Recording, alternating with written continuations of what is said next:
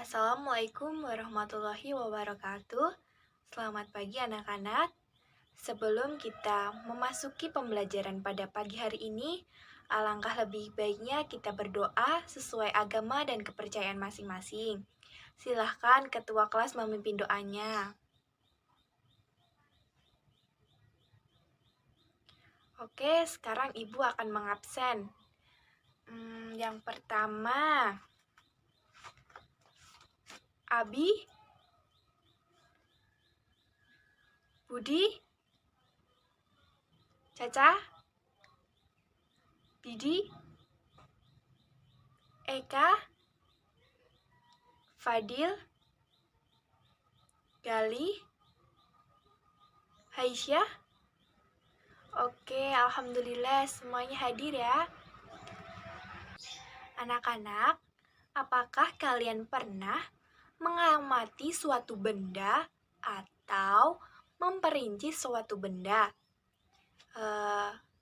Tidak melainkan benda seperti hewan atau tumbuhan, seperti itu. Nih, misalnya ibu kasih contoh ya. Seperti hewan. Berapa kaki hewannya? Terus, bagaimana ciri-ciri hewan tersebut? Kemudian, kakinya jumlahnya berapa? Terus hidupnya di mana? Terus hewan itu termasuk hewan apa? Apakah ada yang pernah mengamati seperti itu anak-anak? Oke, silakan Abi berpendapat. Oke, pintar sekali ya Abi. Oke, selain Abi, apakah ada yang pernah seperti itu? Seperti Abi yang menjelaskan tadi? Oke, jika tidak ada, selanjutnya kita akan memasuki materi pada pagi hari ini, yakni mengenai teks laporan hasil observasi. Anak-anak, apakah kalian masih mengingat teks laporan hasil observasi? Ayo, dahulu sebelum kalian masuk di SMA, kalian pernah mempelajarinya di SMP, kalau tidak salah kelas 7. Oke, coba Eka berpendapat. Yang lain bisa membantunya? Oke, jika kalian lupa, Ibu akan menjelaskan mengenai teks laporan hasil observasi. Ibu akan memaparkan teks laporan hasil observasi melalui PPT yang telah Ibu buat. Teks laporan hasil observasi merupakan teks yang merinci sebuah objek.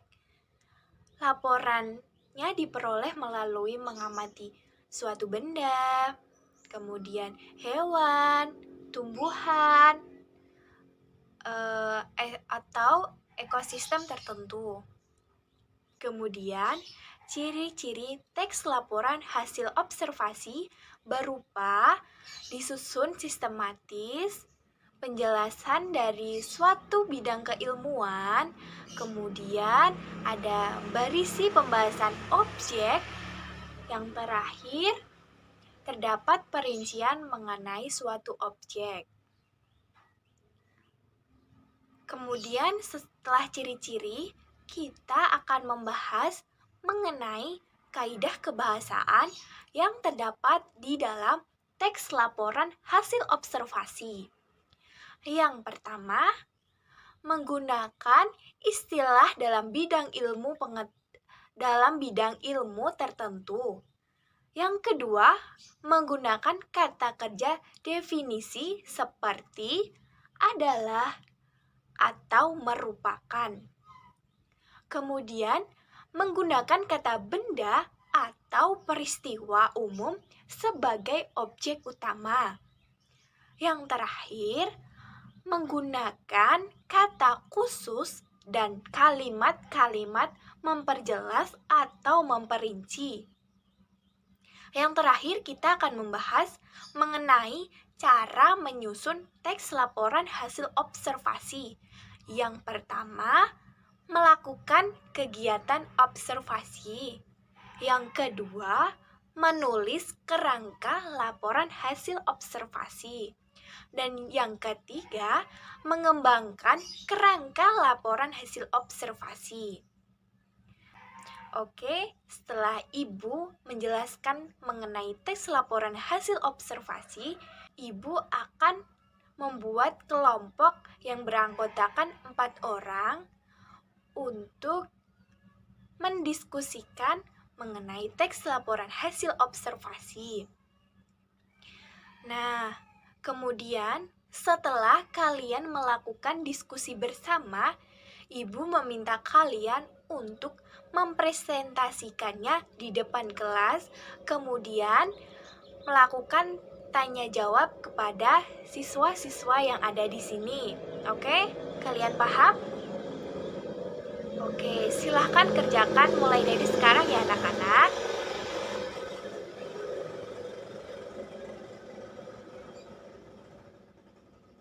Alhamdulillah pembelajaran kita berjalan dengan lancar. Sebelum kita mau mengakhiri pembelajaran pada pagi hari ini, Ibu ingin mengajak kalian mengulas tentang materi yang kita bahas tadi, yaitu teks laporan hasil observasi. Yang pertama mengenai pengertian, yang kedua ciri-ciri, yang ketiga kaidah kebahasaan, kemudian yang keempat cara menyusun teks laporan hasil observasi. Nah, alhamdulillah kita telah mengingatnya tadi mengenai apa saja yang termasuk dalam teks laporan hasil observasi. Ibu ingin mengingatkan pembelajaran minggu depan kita akan membuat teks laporan hasil observasi anak-anak. Sebelum Ibu menutup pembelajaran pada pagi hari ini, Ibu meminta maaf bila ada kurang dan lebihnya. Sekian, wassalamualaikum warahmatullahi wabarakatuh.